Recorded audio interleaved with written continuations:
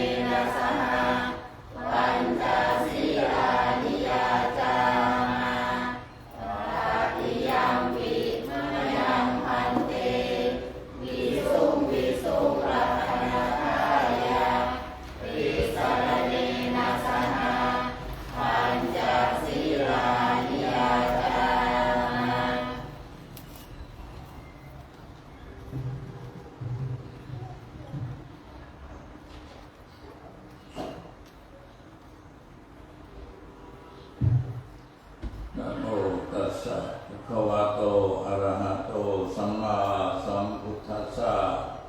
นะโมตัสสะภะคะวะโตอะระหะโตสัมมาสัมพุทธัสสะนะโมตัสสะภะคะวะโตอะระหะโตสัมมาสัมพุทธัสสะ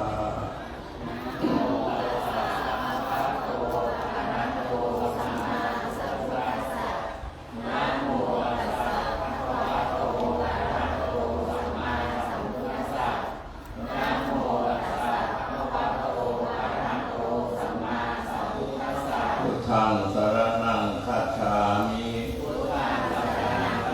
ธัมมังสารนังคัจฉามิสังฆังสารนังคัจฉามิทุติยัมปิพุทธังสารนังคัจฉามิทุติยัมปิธัมมังสารนังคัจฉามิทุติยัมปิสังฆังสารนังคัจฉามิตติยัมปิพุทธังสารนังคัจฉามิตติยัมปิธัมมังสารนังคัจฉามิตติยัมปิสังฆังสารนังคัจฉามิปานาติปาตาเวรมณีสิกขาปะทังสมาธิยามิ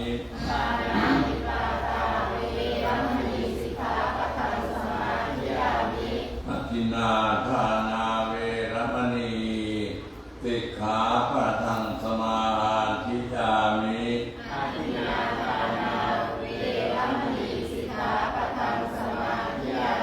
กาเมสุมิจฉาจาราเวรมณีสิกขาปะทังสมาธิยามิ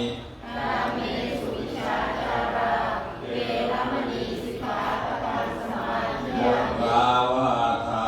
เวรมณีสิกขาปะทังสมาธิยามิ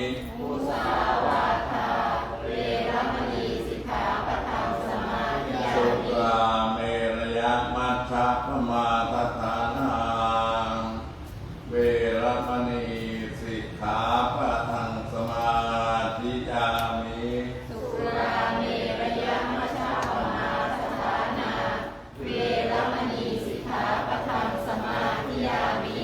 อิมานิปันตติขาปทานิสีเลนะสุขติงยันติ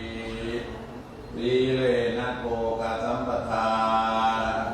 สีเลนะนิพุตติงยันติตัตตมาสีลังวิโตทะเยอโยมราธนาพระปริภพกันเด้อวิปติปฏิภาหายะสัพพะสัมปติสิทธิยาสัพพะภูตาวินาศายะปาริตังรูธรรมังคลังวิปติปฏิภาหายะสัพพะสัมปติสิทธิยาสัพพะพยาวินาศายะปาริตังรูธรรมังคลังวิปติปฏิภาหายะสัพพะสัมปติสิทธิยาสัพพะโรคะวินาศายะปาริตังรูธรรมังคลังเอาใครเชิญเทวดาในน้อยนั่งเป็นแถวอาหารนี่เอาได้ยืดไปนู่นไปนั่งเป็นนู่นนั่งติดกำแพงไปนั่งไหนไปนั่งติดกำแพงถ้าเริ่มต้นจากนี้ไปได้เริ่มต้นจากนี้ไปแล้วไปนั่งต่อติดผนังหนังสือไปติดทางไปต่อไปยืดได้เลยหรอยืดได้ทีนี้ได้ไหมโยมได้ไหมโยม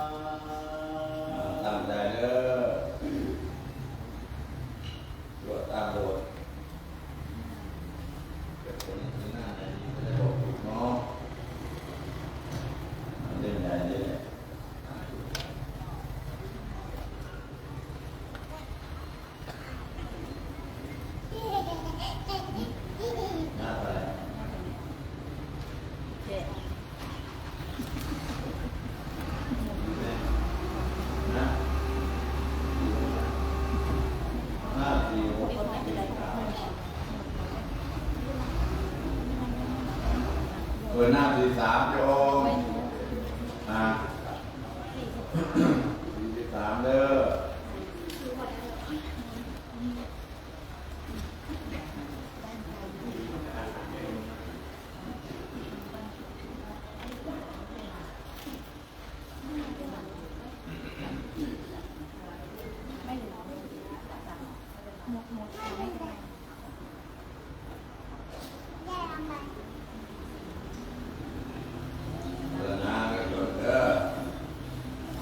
นะโมตัสสะภะคะวะโตอะระหะโตสัมมาสัมพุทธัสสะนะโมตัสสะภะคะวะโตอะระหะโตสัมมาสัมพุทธัสสะ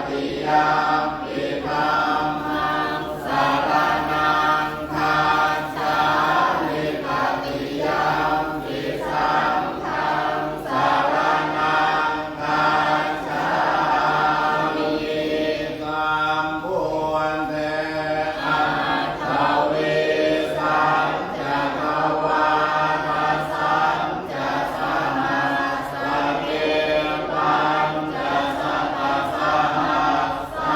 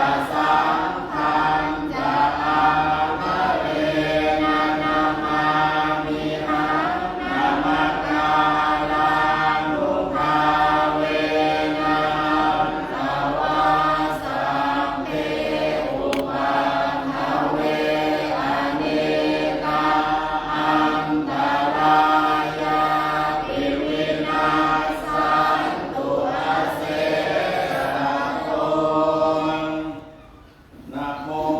อะระหะโตสัมมาสัมพุทธัสสะนะเมสิโยนะโมโอตมะธัมมัสสะภะวะอะระหะเสวะเตมิทานะโมมหาสังฆัสสะปิวิสุทธัสสิลเตติโนนะโมโอมาตยานาทัสสะระกัณณตยาสัสสะทุกขังนะโมโอมกาติปัสสะตาสวะทุนยาสัพพินะโมกาลังตปาเวนะวิคันชันตุอุปัฏฐวานะโมกาลาทุภาเวนะสุวรรณิโหตุสัพพทานะโมกาลาสเตเชนะวิเทมิโหวิเตชวังเปิดหน้าทีโอประโยคสวดธรรมจักรต้นสักหน่อยหนึ่งเอวังเมสุตังเอกังสัมมายังภัตตวานาลานาสิยังวิหารติสิปะปะเตมิกทาเยกาตะโกภัตตวาปัญจวัคคีย์เยภิกขุอามันเตสิกขา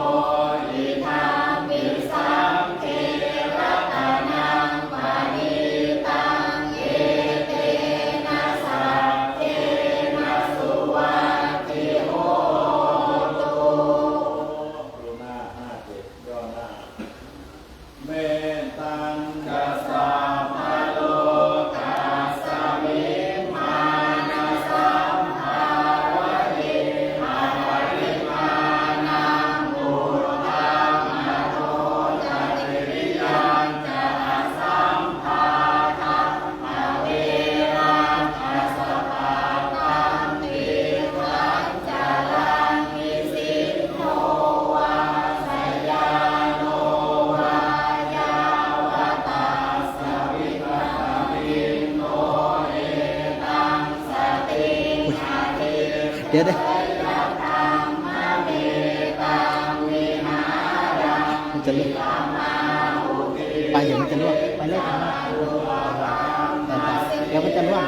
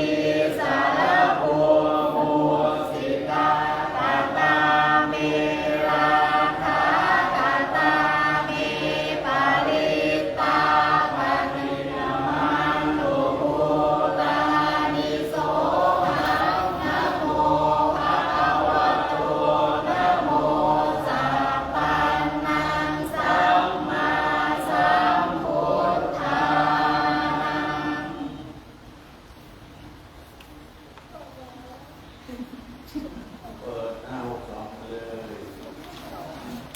อาคิโลเกสีละกุณโนสัจจังโสจยานุทายาเตนะสัจเจนะกาหามิสัจจกิริยานุตระอาวัชิตวาธัมมะพลังสริตวาอุปเทชิเนสัจจพลมวา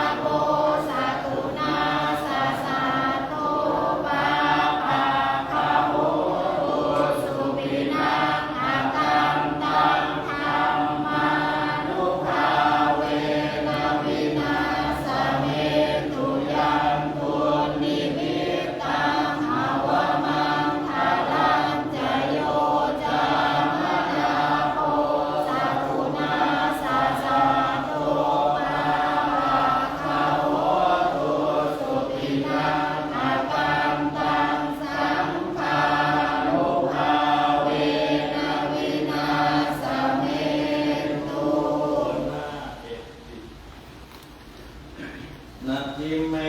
สรณังอัญญาพุทโธเมสรณังวรังเกตินัสสันตวะเสนะโหตุเตชยมังคลังนัตถิเมสรณังอัญญาธัมโมเมสรณังวรังเกตินัสสันตวะเส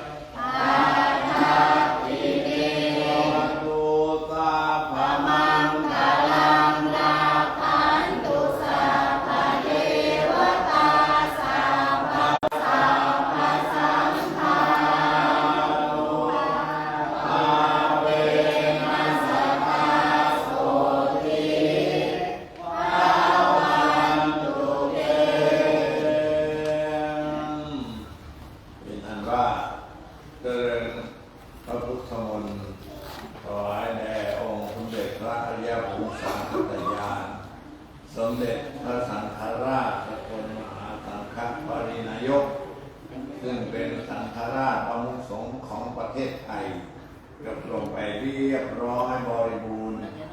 โดยการนำของประมุขสงฆ์จังหวัดนครราชสีมาขออนุโมทนาขอบคุณญาติโยมพี่น้องท่านสาธุชนผู้มีเกียรติโดยเฉพาะอย่างยิ่งท่านหัวหน้าใหญ่มาเมตตามาสุดเจริญพุทธมนต์ด้วยคือว่าเราได้ถวายเป็นพระกุศลแด่องค์สมเด็จพระสังฆราชของเรา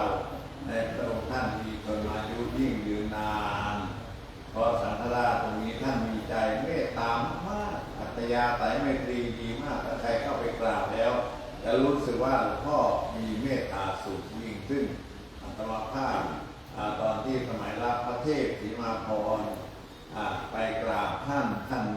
ถวายสักการะท่านยังถามว่าเจ้าคุณชื่ออะไรเหรออัตมาภาพก็กราบเรียนเจ้าคุณหลวงพ่อว่าเจ้าชื่อพระเทพศรีมาพรครับผมโคราชเหรอผมเคยไปวัดบึงก็เคยไปนะขอให้โชคดีวันนี้อวยพรให้โดยเฉพาะเลยอาตมาก็ชื่นใจจนทุกวันนี้อยู่ด้วยเมตตาของพระเดชคุณหลวงพ่อเราเนาะวันนี้เรามานั่งสมาธิหนึ่งเนาะก่อนที่จะแผ่เมตตาที่ถวายเป็นพระกุศลให้แด่พระองค์นะตั้งจิตสมาธิเอาโยมจะอธิษฐานใจอย่างไรว่าทำอย่างไรให้หลวงพ่อเรามีจดมายิ่งยืนนานอยู่เป็นมิ่งฝันดวงใจของชาวพุทธของเราตราบเท่านานแสนนานก็อธิษฐานสร้างหน่อยในใจแล้วก็นั่งสงบนิ่งสักประมาณ3 นาที5 นาทีได้ประมาณจะดีเวลาดีนะ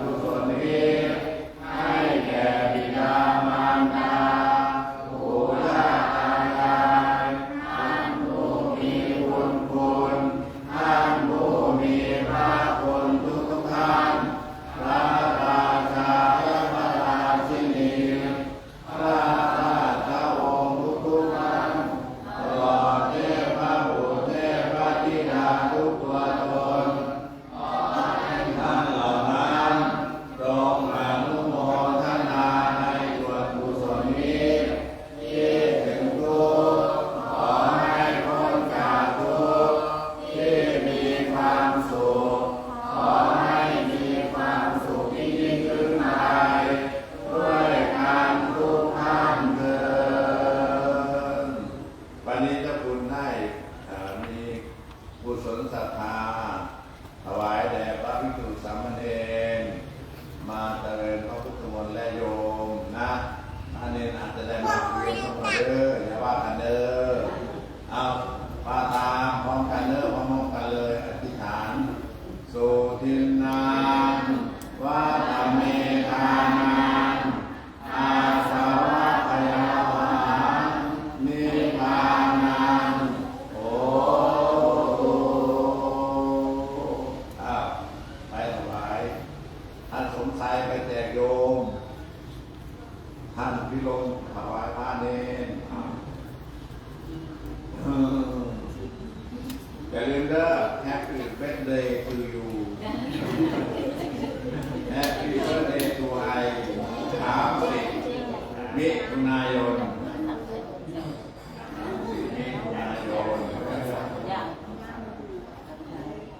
มาตักบาตรแต่เช้าก็ประมาณ6 โมงนิมนต์พระภิกษุสามเณรทำวัดปูนวัดสระแก้วและผู้มีบุญใหญ่ประมาณ3 บุญใหญ่วัด100 รูปโดยผ่านดูมาบิณฑบาตจะขึ้นใส่บาตร6 โมงเช้าและแจกถุงยางชีพก็ประมาณ200 ชุดที่หน้าจริงถึงโบสถ์นี่ถึงโรงเรียนมันจะต่อกันในแถวนี่มันนั่งในแถวเดี๋ยวจะแจกครูกองนะแจกครูกองมานั่ง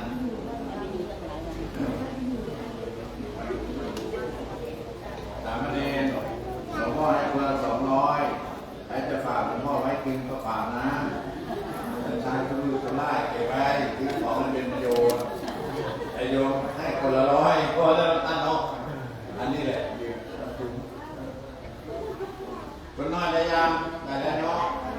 คนน้อยได้แล้วลูกศิษย์ลูกแม่ต้องเป็นลูกศิษย์วัดบึงตั้งแต่เล็กอายุกาพระรถยนต์จะรับพรก่อนไหมกดน้ำไหมล่ะกดต้องมาก็ได้อ่ะยาถาวาริวหาปุราภานิภูเนติสาคารังเอวะเมวะปิโตทินังเปตานังกปฏิจิตังปฏิตังตุมังทิปเมวะสมิจตุสัพเพปุเรนตุสังกปะจันโทปนาราโสยถามิโชติระโสยถาสัพพิติโยเมวะจันโตสัพพะโลกเวนะสันตุมาเตภวันวันตารายโยสุขิติกายุโกภวะอภิวันตนาสิริสนิจังพุทธาปัจจายโน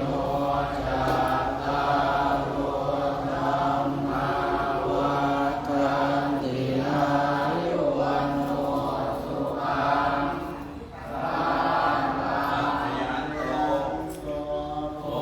ทิยังโมเลสัตยานังนันทิวันตันโนเอวังกวังนิจโยโมหินายาสุจยังมังคะเนอภราทิตาปันตังเกติเสกตาวิโมคะเลอภิเสกเกสัพพะพุทธานัง อ้าว